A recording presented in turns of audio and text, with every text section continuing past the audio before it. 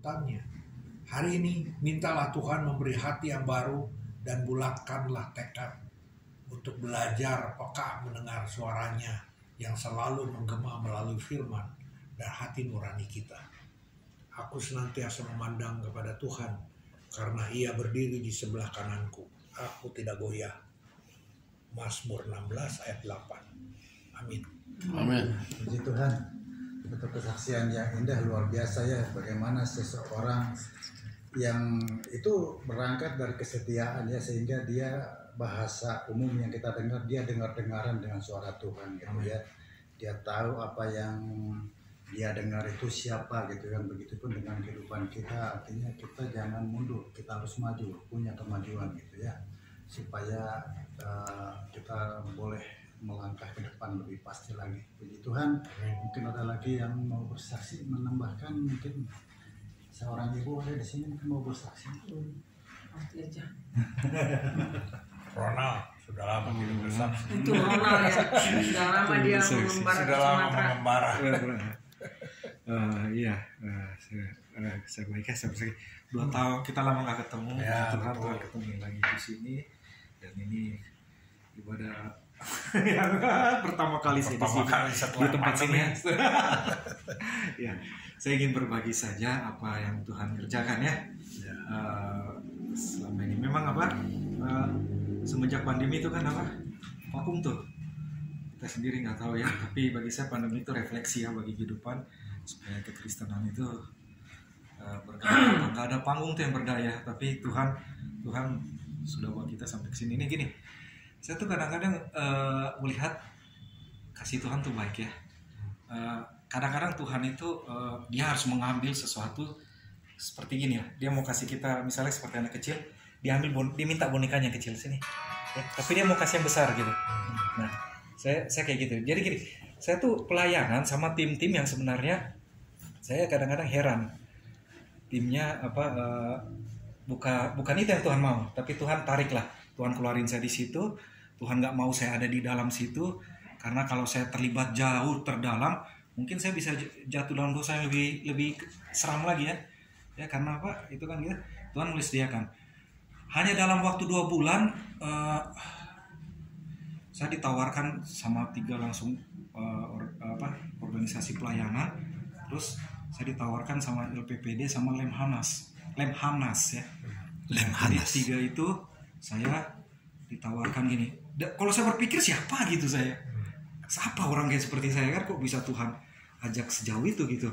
Saya langsung disuruh bikin KSB cepat. Nanti kamu bikin LPPD kan. Itu nanti kami yang bicara sama pemerintahnya. Jadi gak ada kesulitan apa-apa gitu. Nah, kamu yang maju, kamu aja ketuanya lah gitu. Jadi gak ada musyawarah kan.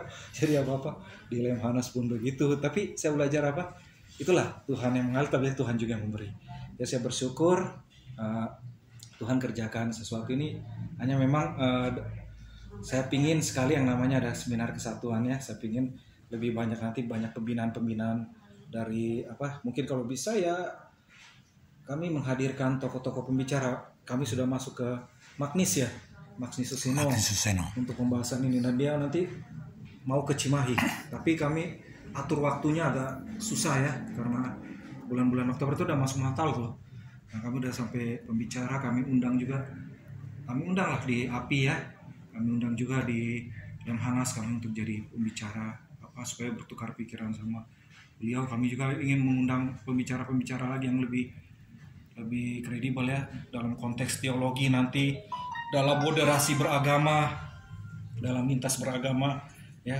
Saya juga ada di Gus Dirian, grup-grupnya Gus Dur ya, untuk nasional, untuk membangun nasional. Jadi gitu. Nah, nggak pernah disangka, nggak pernah dipikirkan Tuhan bawa saya masuk ke sana, dan saya di sana jadi banyak rekan, jadi banyak teman, jadi banyak kemitraan ya. Terus dari LPPD saya didesak tahun depan kita sudah harus ada kompetisi Jawa Barat, harus di kompetisi di mana, di Papua kan, untuk talenta Pesparawi, mungkin pernah tahu yang perlombaan itu kan kemarin di Jogja. Nah itu saya ditawarkan jadi pengurus. Kan gak pernah kepikir semua itu dari mana kan, kalau bukan Tuhan yang arahkan. Hanya ketemu ketemu gini langsung dia bicara gitu. Nah, tapi diambil dulu yang dulunya. Karena kalau dulu saya terus berjalan sama yang pelayanan yang dulu, mungkin saya bisa jatuh.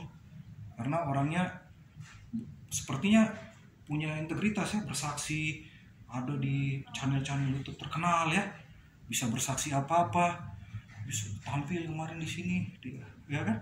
Tapi gitu, waktu jalan sama saya ngajak untuk jatuh dalam dosa lah, apalah, hampir aja semua saya dijebak kayak apa, Tante Potifar menjebak Yusuf lah gitu, ya kan? Ya ceritanya seperti itulah, hampir saya jatuh. Jadi apa? Itu bahaya-bahaya yang Tuhan tarik supaya tidak lagi ke sana. Akhirnya waktu saya berhasil memutuskan, walaupun sakit ya, karena apa? Seakan-akan dia nunda-nunda si pelayanan saya, tapi saya lepas semua. Akhirnya berhenti kan? Tapi Tuhan sanggup menyediakan yang lain gitu, dengan caranya yang indah ya. Nah itu aja. Terima kasih Tuhan Yesus berkati. Yang luar biasa ya. Artinya kalau kita mau berserah, Tuhan bisa pakai kita kapanpun juga gitu ya. Tapi waktu Tuhan yang terindah dalam kehidupan kita, sehingga apa yang kita inginkan bisa terwujud, bisa terjadi. Puji Tuhan, masih ada lagi yang mau bersaksi, saudara? Silakan Pak Jan. Pak Jan tuh. Belum ada. 1 minggu nggak ada. Sama Paulus Kalau atau gitu, Pak Gultom sendiri atau gimana Pak? Pembicara. Pak. Saya ajalah 5 menit ya, melanjutkan yang disampaikan Pak Ronald Kasim Sinaga tadi. Saya Daniel Togar Maringan Sinaga menyadari ayat ini. Ayat ini kan saya lupa nih. Oh tadi Opa sudah sebut. Jangan sesat. Tuhan tidak membiarkan dirinya dipermainkan. Sebab apa yang ditanam orang itu juga yang akan dituainya. Jadi sejak tahun 2005 aku ternyata sudah membuat ini. Sejak di Lemhanas itu sebagai tenaga pengkaji bidang ketahanan nasional, setiap produk bikin video 5 menit pun itu ternyata sudah jadi produser karena langsung di YouTube. Jadi sudah ada lebih dari 10 channel ini. Waduh, luar biasa. Karena itu sekarang saya bikin misalnya satu kaitannya dengan Full Gospel ini, saya bikin judulnya Full Gospel Business Internasional. Lalu saya ambil foto Pak Presiden dengan siapa yang terakhir itu, kubimbing profilnya. Terus ada lagi Nusantara Successful. Karena saya selama di Lemhanas 20 tahun itu, sebenarnya nilai-nilai kesuksesan Nusantara itu yang harus diulang kembali. Jadi saya bikin Nusantara Successful. Isinya boleh juga yang tadi, tetapi dalam pemahaman nanti bisa mengarah ke hal-hal itu. Jadi 10 channel itu saya bikin misalnya ketahanan bangsa pasti berasal dari ketahanan pribadi dan keluarga. Tapi dalam bahasa Inggris, national resiliences come from family resilient. Wah, jadi canggih betul. Kemudian ada karakter bangsa Indonesia, Kabapris. Karakter bangsa privat sekaligus sosial. Bisa di bahasa Inggris kan. Jadi rata-rata bisa bahasa Inggris, bisa bahasa Batak, dan kalau misalnya Pak Kasim mengajari bahasa Bugis bisa. Sehingga nilai-nilai Nusantara yang dulu itu bisa Bapak. Jadi saya ingat sekarang dan saya akan sebut. Mulai dari channel itu tadi, ketahanan nasional berasal dari ketahanan pribadi dan keluarga, karakter bangsa Indonesia individu sekaligus sosial, Nusantara Successful, Full Gospel tadi bisa 2 dan seterusnya. Sehingga sangat nikmat sekali produk ini, setiap pertemuan kan bisa 4. Ini bisa aku masukkan di dalam 4 channel dengan maksud tujuan menjelaskan tema-tema tadi yang 50 karakter itu. Lalu ditambahkan lagi 100 huruf, sama seperti Lemhanas. Di Lemhanas kan harus 8 kata. Dan itu berarti 100 huruf. Misalnya, 100 huruf itu begini. Pak Ronald Kasim is going to teach everything he's experiencing in Sumatra to giving the blessing and glorifying to Tuhan. Wah, itu kan luar biasa kan? Iya, lalu ambil Dan itu pasti dibikin oleh YouTube infrastruktur langsung karena judulnya juga seperti itu, wajah orang itu langsung terpampang dan itulah yang viral. Gambar itu tadi dengan 100 huruf itu. Terima kasih. Ya, terima kasih. Oh ya, Galatia 6 ayat 7 ya. Galatia 6. Jangan sesat, Allah tidak membiarkan dirinya dipermainkan. Karena apa yang ditabur orang itu juga yang akan dituainya. Aku tak hafal Galatianya tadi, tapi itulah yang ya, jangan sesat, Tuhan tidak membiarkan dirinya dipermainkan, sebab apa yang ditanam orang itu juga yang akan dituainya. Ya, apa yang ditabur, makanya ada tabur tuai kan? Tabur tuai itu. Kembali kepada saya kemarin kan di gereja. Ya. Ya tabur tuai. Ya, yang dari khotbah Bapak ya. Yang ikut Ya. Dan seperti ini juga. Jadi luar biasa Pak, khotbah Boksu itu masuk di dalam 10 channel. Dengan maksud menjelaskan Nusantara itu successful lagi sekarang tahun 2022 ini. Karena di dalam 33 menit itu beliau khotbah 29 menit. Jadi karena begitu terpampang wajah si orangnya dan judul itu dan rumah channel. Rumah channel kan tadi Nusantara Successful. Dan begitu dirubah menjadi Nusantara Successful, 3.000 pun produknya di dalam itu langsung berubah menjadi Nusantara Successful. Gila kan? Jadi memang BBE, barang bukti elektronik. Terima kasih. Iya. Hanya sekali mengetik berubah menjadi yang tadi 50 karakter itu. Semua barang itu yang sudah ada sejak 7 tahun lalu berubah menjadi itu. Ngeri. Oke, puji Tuhan. Silakan Pak. Semoga Mr. Sinaga dalam peliputannya semakin maju pesat. Amin. Puji Tuhan, saudaraku kasih, tiba saatnya kita mendengarkan sebagian daripada sabda kebenaran firman Tuhan. Kita akan naikkan satu pujian, ajarku mengerti Bapakku, ya Bapakku,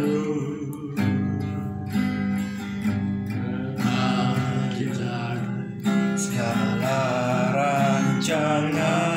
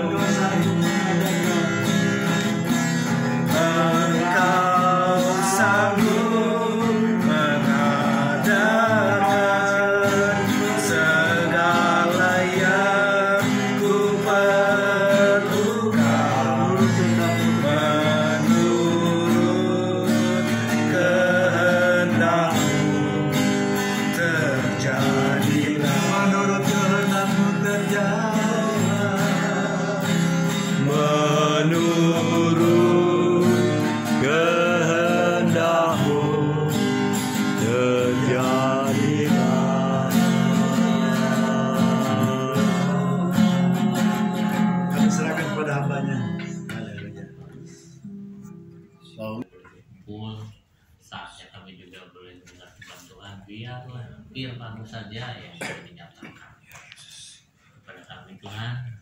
Kalau tidak ada apa-apa, mau belajar juga mengenal lebih dalam melalui firman-Mu dan apa yang boleh memberikan di dalam nama Yesus dan kuasanya Tuhan. Terima kasih. Kami berdoa hanya dalam Yesus Kristus Tuhan kami. Selamat kami hidup. Amin. Amin.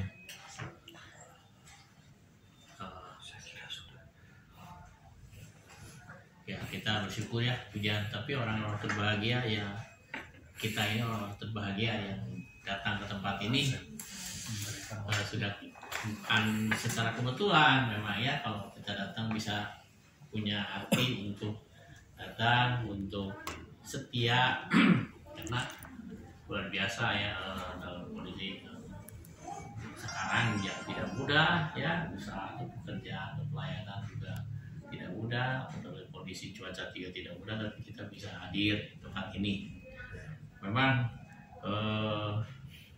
saya juga banyak mengalami tantangan-tantangan sebetulnya ya, luar biasa dalam kehidupan gitu ya, dalam pekerjaan juga gitu ya.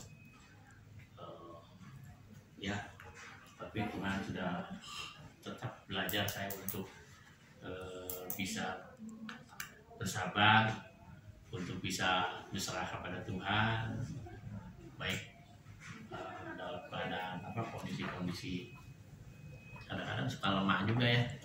Kadang-kadang saya suka lemah gitu, cuman saya hanya satu, dikuatkan oleh Tuhan aja. Kita berdoa sama Tuhan, saya merasa diri segera dikuatkan lagi ya.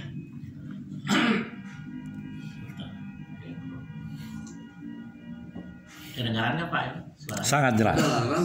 Sangat jelas. Mantap. Soalnya memang saya kadang-kadang suka ada masalah pendengaran, tapi kalau ngomong ya kalau kedengaran.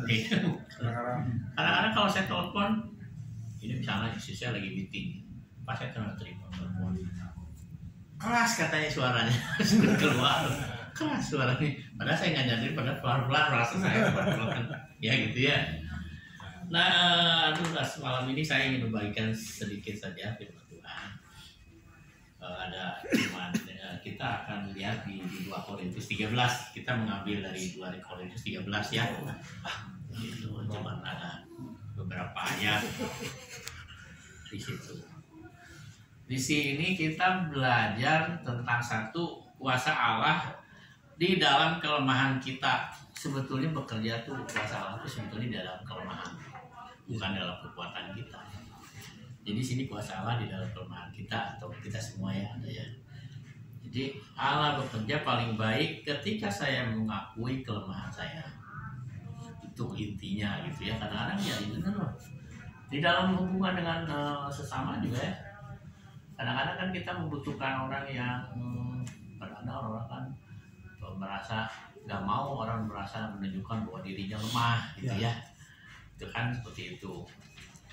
Padahal ya baik di rumah tangga ataupun di hubungan sesama kita juga, kalau kita pasti ada kelemahan, ada kelebihan, ada kelemahan gitu ya. Cuma di sini kita belajar tentang Paulus ya di sini ya.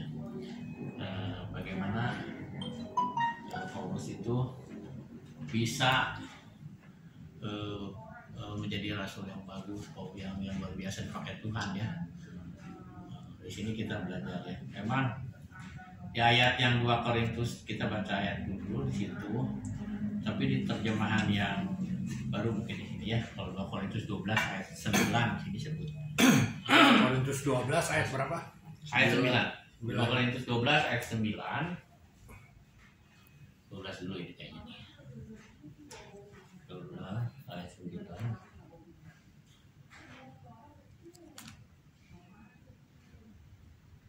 Ya, tuh.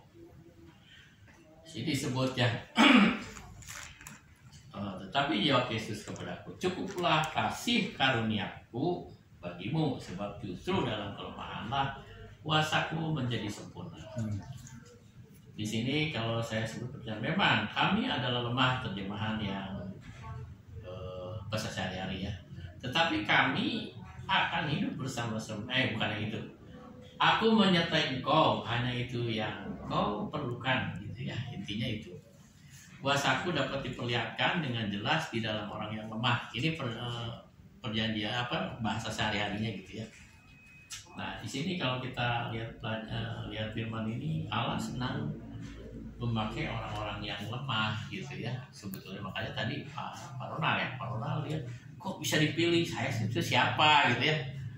Dan enggak, orang-orang yang sebetulnya nabi-nabi semua juga orang-orang yang bukan orang yang hebat ya. Murid-murid Tuhan juga orang-orang lumayan gitu ya, orang-orang bukan yang pintar, yang hebat gitu, yang dipakai Tuhan gitu ya. Jadi kita jangan merasa kita belum sekolah tinggi teologi gitu ya. Jadi saya nggak bisa bawa firman. Sebetulnya kita tuh pelayan-pelayan Tuhan ya. Pelayan-pelayan Tuhan kita tuh sebenarnya juga memang nggak perlu kita harus jadi pendeta gitu ya. Tapi kalau kita bisa melayani, memang tugas kita untuk kita bisa melayani, membawa jiwa, memberitakan firman gitu ya. Ya kita belajar. Ya kita bersyukurlah di dalam wadah full gospel ini ya. Semua wadah full gospel ini untuk kita bisa mendewasakan atau kita belajar untuk berkembang gitu ya dalam komunitas kecil, untuk bisa yang memimpin kemudian membawa firman juga ya. Orang yang banyak yang awal yang itu akhirnya bisa berani gitu ya. Itu sepertinya. Jadi semua orang memiliki kelemahan lah ya. Kita memiliki, tadi saya nyinggung Pak Ronald, ya Pak Ronald hebat, bisa dipilih siapa saya gitu ya. Itu kan sebetulnya memang Tuhan kalau memakai itu bukan orang-orang yang hebat sebetulnya. Orang-orang yang ya dianggap punya kelemahan gitu ya. Tapi Tuhan punya visi sebetulnya bagi kita semua ya. Terlepas kita pendidikan kita atau apapun ya, kekuatan kita ya. Jadi di sini, jadi kita memiliki sekumpulan kelemahan dan kita ketidaksempurnaan. Ya, misalnya dari segi fisik mungkin juga ada ya, segi emosi, intelektual atau dari rohani gitu kan. Ini kelemahan gitu kan semua ada ya. Ada juga bisa memiliki keadaan yang tidak bisa ada juga memiliki keadaan yang tidak bisa dikendalikan, yang sebetulnya bisa memperlemah Anda ya. Sering kita kan bisa tidak ada yang kita nggak bisa kendalikan kan, gitu. Seperti relasi dengan teman, ada yang kita tidak bisa ya kita kendalikan gitu ya. Jadi masalah yang lebih penting adalah apa yang Anda kerjakan dengan kelemahan-kelemahan itu intinya. Jadi apa yang tidak bisa kerjakan dengan kelemahan kita lah itu ya. Biasanya kita menyangkali kelemahan-kelemahan kita. Wah, kayak kita jadi menyangkali lah. Atau bisa membelanya, atau juga ada yang mencari dalih biasanya. Saya jangan disuruh apa-apa, saya emang nggak bisa gitu ya. Atau ya itulah banyak dalih alasan gitu ya untuk menyembunyikan atau bisa menyembunyikan kelemahan kita gitu ya, atau bahkan membenci diri kita, membenci kelemahan kita gitu ya. Nah itu kan banyak hal ya. Jadi perlu diingat, hal ini mencegah Allah menggunakan dengan cara yang dia inginkan. Kalau terjadi seperti itu sebetulnya menghalangi Allah untuk memberikan jalan gitu ya. Jadi sudah punya saya udah membatasi diri, gimana kuasa Allah bisa bekerja ya. Jadi padahal firman udah jelas, Allah mempunyai pandangan yang berbeda tentang kelemahan-kelemahan kita gitu ya. Jadi di firman disebut juga pikiran-pikiranku dan jalan-jalanku lebih tinggi kata Tuhan daripada pikiran dan jalan-jalanmu, jalan kita, enggak.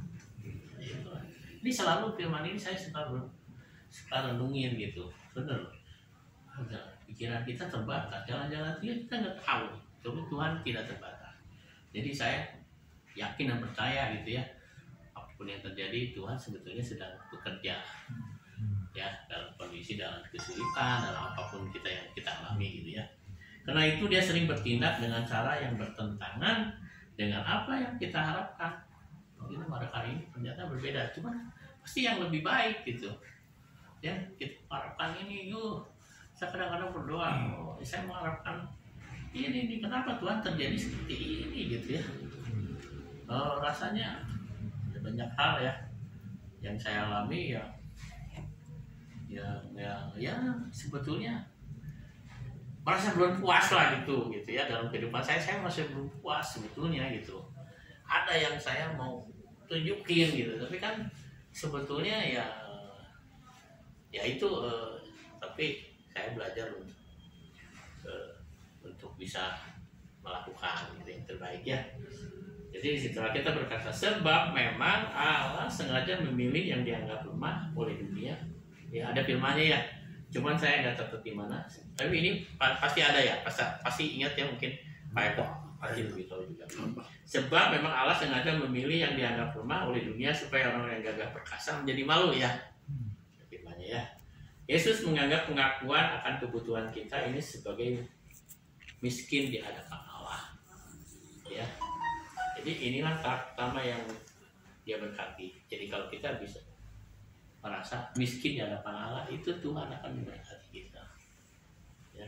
Sebuah kelemahan atau duri, sebagaimana Paulus menyebutnya. Di sini ada disebutnya. Di dalam yang 13, 2 Korintus 13, ada disebut di sini kalau 13 ayat yang disebutnya. Jadi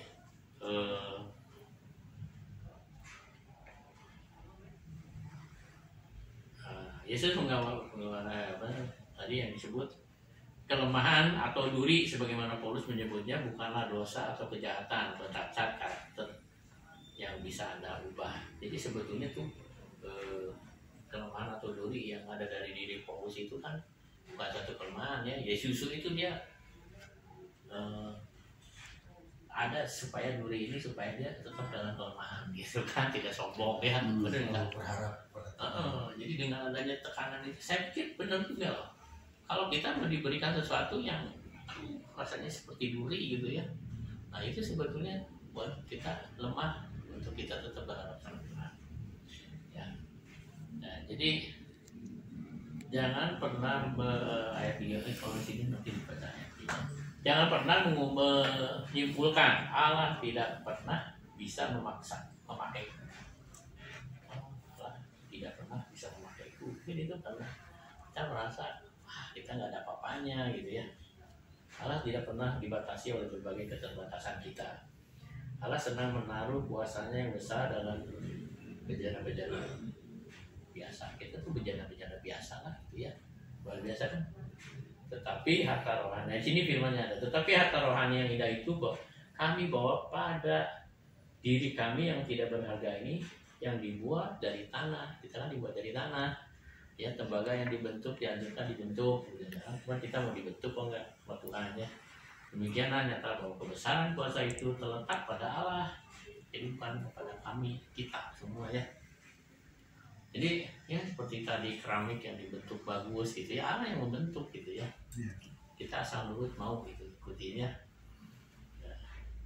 Tapi Allah akan memakai kita jika kita mengizinkannya bekerja melalui kelemahan-kelemahan kita. Jadi otoritasnya tetap di pada diri kita sebenarnya Tuhan. Kita Allah nggak bisa memaksakan gitu buat segala sesuatu kalau kita tidak mengizinkan ya. Kita punya otoritas. Jadi tadi melalui kelemahan. Jadi langkah-langkahnya betulnya satu, kita harus akui lah kelemahan-kelemahan kita, ketidaksempurnaan kita gitu ya, dan jujur terhadap diri sendiri daripada hidup kadang-kadang menyangkal ya, atau membuat alasan-alasan gitu ya. Lebih baik kita jujur, oh saya nggak bisa, oh ya kelemahan gitu ya. Jadi kadang-kadang itu buat apa sih, ada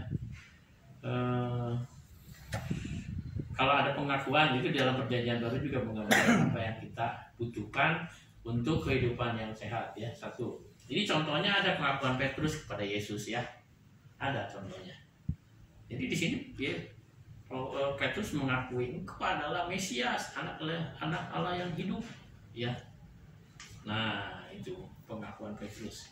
Pengakuan Paulus nih kepada penyembah berhala, kami adalah manusia biasa seperti kamu, gitu kan?